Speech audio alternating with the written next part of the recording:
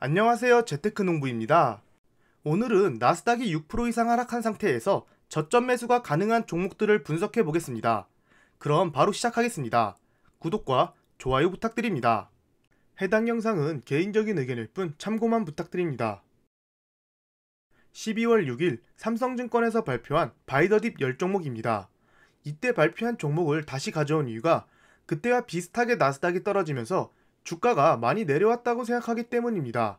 보시면 우량주 위주로 선정되어 있으며 오늘은 미국 주식에서 살 수 없는 에르메스를 제외하고 나머지 9개 기업을 간단히 분석해 보겠습니다.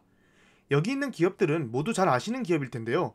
다시 한번 기업 가치 등을 분석하여 지금 매수해도 괜찮을지 아니면 조금 기다려야 할지 확인해 보겠습니다. 앞서 보셨다시피 빅테크 주식 위주로 바이더딥 종목을 선정한 이유가 바로 지금 영상에 보이는 이유 때문인데요.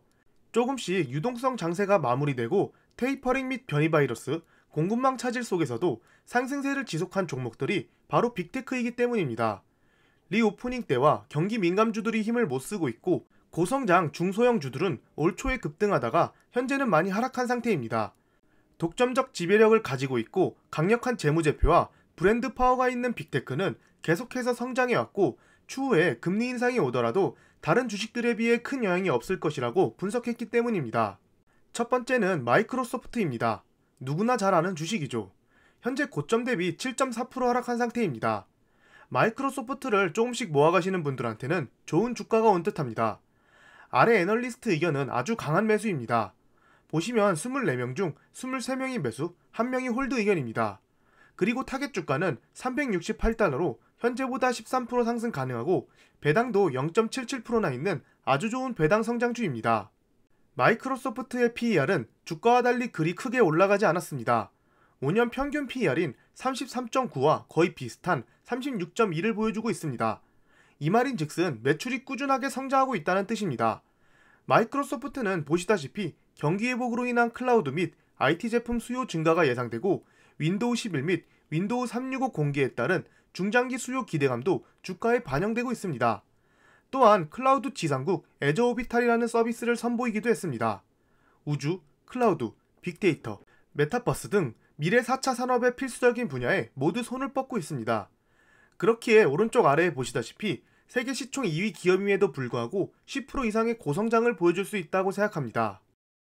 대략적으로 2025년 예상 주가를 계산해보면 그렇게 급격한 상승은 아니지만 현재 마이크로소프트 시총이 세계 2위이고 배당도 0.77%임을 감안하면 절대 작은 상승률이 아니라고 생각합니다. 2025년에는 시총이 50%가 더 증가하게 되는데 그러면 3,600빌리언 달러나 되기 때문입니다. 엄청나게 커지는 거죠. 어쨌든 가장 안정적인 배당 성장주인 마이크로소프트는 언제 사도 마음 편한 주식인 듯합니다.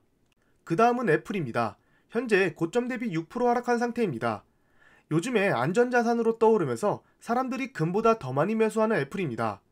현재 애널리스트들이 분석한 타겟 주가는 174달러로 현재 주가와 거의 비슷한데요. 최근에 애널리스트들이 타겟 주가를 계속 올리고 있는데 아마 이 타겟 주가도 곧 상승하지 않을까 생각됩니다.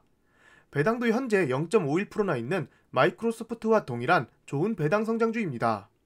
애플의 PER을 보면 현재 PER은 5년 평균 PER 22보다 높은 것을 볼 수 있습니다. 어느 정도 주가가 실적에 비해 많이 올라갔다는 소리입니다. 또한 앞서 보셨다시피 각 기관들에서 향후 AR, VR 등 메타버스 분야에서 애플이 앞서 나갈 것으로 보이면서 타겟 주가를 올렸습니다. 애플은 큰 성장률을 기대하기 힘드나 하드웨어와 소프트웨어 시너지 효과 기반으로 AR, VR, 애플카 등 향후 성장 동력이 크기 때문에 주가가 미리 선반영하고 있다고 생각합니다. 그 다음은 구글입니다. 고점 대비 6.1% 하락한 상태이며 박스권을 보여주고 있습니다. 애널리스트들이 평가한 구글의 내년 12월 예상 주가는 3,368달러로 지금보다 18%가량 상승 가능합니다. 역시나 애플, 마이크로소프트와 같이 강한 매수 의견을 보여주고 있습니다. 구글은 앞서 보여드린 마이크로소프트와 애플과 달리 배당은 없습니다. 구글의 최근 5년 사이 PER을 보면 주가와 반대로 움직이는 것을 볼 수 있습니다. 현재 구글의 주가는 전고점 대비 6.1%만 하락했지만 PER은 5년 평균 PER인 34.5보다 낮은 27.3을 보여주고 있습니다. 앞서 보여드린 빅테크보다 훨씬 매력적인 PER을 보여주고 있습니다.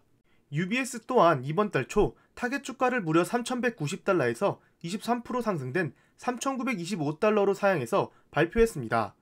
보통 1년 후 주가를 타겟 주가로 발표하니 1년 만에 3,900달러 가까이 갈 수 있다고 본 것이죠. 클라우드 시장에서의 구글의 확장세가 더 커질 것으로 예상했습니다. 또한 구글은 광고, 인터넷 업종 내 상대적인 매력이 부각되고 클라우드 모멘텀과 하반기 경기 활성화로 인해 광고 수익 확대가 기대된다고 합니다. 향후 성장성도 앞서 보여드린 기업보다 훨씬 좋은 것을 알 수 있습니다. 5년 평균 PER 기준으로 예상 주가를 계산해보면 상당히 큰 성장률을 보여줍니다. 아무래도 아직 배당이 없고 성장성이 많은 사업을 하고 있기에 다른 빅테크들과 달리 더 큰 주가 상승이 가능하다고 생각합니다. 구글 같은 경우 다른 빅테크들과 달리 코로나 전고점을 빨리 회복하지 못했습니다. 하지만 올해부터 주가가 급격히 상승해서 다른 빅테크들과 달리 올해 수익률이 높습니다. 그리고 이렇게 계속해서 박스권을 유지했다가 상승하는 종목으로 어느 정도 박스권 하단이라고 생각할 때 매수하는 것도 나빠 보이지는 않습니다. 그 다음은 테슬라입니다. 아마 빅테크들 사이에서 가장 큰 하락을 하지 않았을까 생각됩니다. 현재 고점 대비 25%나 하락한 상태입니다. 타겟 주가는 985달러로 지금보다 조금 더 높으며 약한 매수 신호를 보여주고 있습니다. 특히 테슬라는 타겟 주가 범위가 아주 넓은데 호불호가 강한 주식이기 때문입니다. 아무래도 최근 테슬라의 가장 큰 하락 원인은 바로 머스크의 주식 매도입니다. 여기는 12월 7일까지의 자료지만 그 이후에도 더 매도했고 연말까지도 계속 매도할 예정입니다. 조용히 넘어갔으면 될 것을 트위터에 설문조사를 하고 매도를 시작했습니다. 그로 인해 테슬라 주주들이 트위터로 회사 주가를 조작했다면서 소송을 제기했는데요. 머스크 때문에 오를 때도 많지만 머스크 때문에 하락도 큰 종목이 바로 테슬라라고 생각합니다. 그것 말고도 리콜 이슈도 있고 반도체 부족 이슈, 태양광 패널 이슈도 있었지만 이 문제들은 테슬라의 주가에 그리 큰 영향을 주지 못했습니다. 그럼에도 테슬라의 향후 성장성은 아주 좋습니다. 올해 말이나 내년 초부터 독일 베를린과 텍사스 기가팩토리가 본격 가동을 할 것이며 이로 인해 생산 능력이 급격하게 커질 것으로 보입니다. 또한 올해 4분기에 테슬라 세미트럭이 일부 인도될 것으로 보이고 테슬라 슈퍼차저 또한 다른 차량도 충전할 수 있게 확대하고 있습니다. 4분기 판매량도 역대급이라고 많은 분석가들이 예상하고 있습니다. 12월 9일은 역시나 큰 사건 없이 조용히 넘어갔습니다. 테슬라의 PER을 보고 투자를 결정하는 사람은 아무도 없을 겁니다. 무려 300에 달하는 값을 보여주고 있는데요. 높았을 때는 1500 가까이도 갔으니 그때에 비해서는 조금 낮아졌다고 생각하지만 아직도 엄청나게 높은 값입니다. 이렇게 높은 PER이 반영된 이유가 바로 아래 보이는 성장성입니다. 매년 조금씩 성장세는 줄어들지만 평균적으로 40% 이상의 엄청난 성장을 보여주는 기업입니다. 테슬라를 매도한다면 아마 이 성장세가 급격히 줄어들 때라고 생각합니다. 그 다음은 엔비디아입니다. 엔비디아도 최근 크게 하락했는데요. 고점 대비 20%나 하락했습니다. 하지만 애널리스트들은 내년 12월 예상 주가를 지금보다 30% 상승 가능한 360달러로 보고 있습니다. 그리고 강한 매수 투자 의견을 보여주고 있습니다. 엔비디아의 현재 PER은 85로 상당히 높은 값을 보여주고 있습니다. 엔비디아 자체가 원래 PER이 높은 주식이었지만 5년 평균 PER 56보다 훨씬 높은 값을 보여주고 있습니다. 하지만 이렇게 높은 PER이 반영된 것이 앞으로 엔비디아가 대체될 수 없는 반도체 회사로 커지고 있기 때문입니다. 그렇기에 현재 시총이 엄청나게 크지만 향후 성장성도 상당히 높습니다. 그리고 전에 말씀드렸다시피 저도 엔비디아를 매수하려고 대기하고 있지만 빨간색 네모 안에 들어오면 매수를 시작하려고 기다리고 있습니다. PER이 80 이하로 떨어지면 분할 매수를 시작할 생각이고 기다리면 이런 PER까지 떨어질 수 있다고 생각하기 때문입니다. 최근 엔비디아는 암 인수에 대해 지속적으로 부정적인 의견을 받고 있습니다. 보시다시피 영국과 EU, 중국에서 인수에 대해 부정적인 의견을 보여주고 있으며 최근 12월에는 미국조차도 반대하면서 암 인수에 걸림돌이 많이 생기고 있습니다. 그래도 엔비디아에 대한 투자 포인트가 변화하는 건 없다고 생각합니다. 독점적인 지배력과 구조적 성장성을 보유하고 있고 옴니버스 시연으로 하드웨어와 소프트웨어 간의 종속 효과가 더욱 견고해질 것으로 봅니다. 그리고 최근 자율주행에도 본격적으로 진출하고 있으며 앞으로 4차 산업혁명에서 엔비디아의 제품이 안 쓰이는 곳이 없을 것으로 보입니다. 그 다음은 반도체 장비 대장이라고 불리는 ASML입니다. 역시나 고점 대비 16.3%로 많이 하락했지만 애널리스트들의 타겟 주가는 894달러로 현재보다 19% 상승 가능합니다. 그리고 배당도 0.53%나 되는 회사입니다. 최근에 분석해드린 뉴스인데 ASML이 현재 더 정밀한 반도체 장비 기계인 하이-NA를 만들고 있다는 소식입니다. 지난달 7월 인텔의 CEO 패트릭 게싱어는 하이-NA라고 불리는 ASML의 새 기계를 처음 공급받는 회사가 될 것으로 기대한다고 말했습니다.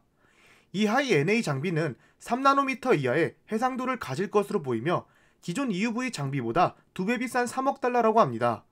하지만 수요는 넘쳐나고 공급이 계속 부족한 상태입니다. 가격이 2배 비싸니 더 높은 매출도 가능해 보이지만 아직 양산 시점이 2024년 이후이므로 당장의 매출에는 큰 영향을 끼치지 않을 것으로 보입니다. ASML의 PER은 현재 48로 5년 평균 PER인 36보다는 높습니다. 높을 수밖에 없는 게 현재 각국에서 반도체 공장을 계속 증설하고 있고 ASML 장비는 수요는 많지만 아직도 공급이 부족하기 때문이죠. 현재 PER은 코로나 전고점 PER보다 낮고 PER 자체로만 봤을 때는 어느 정도 박스권 하단이라고 생각합니다. 제가 최근 740불 부근에서 ASML을 1차로 매수했는데 조금 더 매수해볼까 생각 중입니다. 배당도 있으니 버티면서 가지고 갈 수 있다고 생각합니다. 그리고 빅테크 외에 나머지 세 종목을 간단히 한번 봐보겠습니다. 친환경 인프라 종목인 넥스트라 에너지는 현재 거의 하락하지 않고 신고가를 뚫고 있으며 나이키와 넷플릭스는 10% 이상 하락한 상태입니다. 세 개 종목 PER을 비교해보면 넥스트라 에너지가 148로 엄청나게 높아 보이며 나이키와 넷플릭스도 그렇게 낮은 PER을 보여주고 있지는 않습니다. 하지만 이 두 개 기업은 원래 PER 자체가 높았으므로 현재는 1년 사이 가장 낮은 PER을 보여준다고 보시면 됩니다. 넥스트라 에너지 같은 경우 바이든 친환경 인프라 법안에 가장 큰 수혜를 볼 것으로 생각하며 현재 주가는 계속해서 상승하고 있습니다.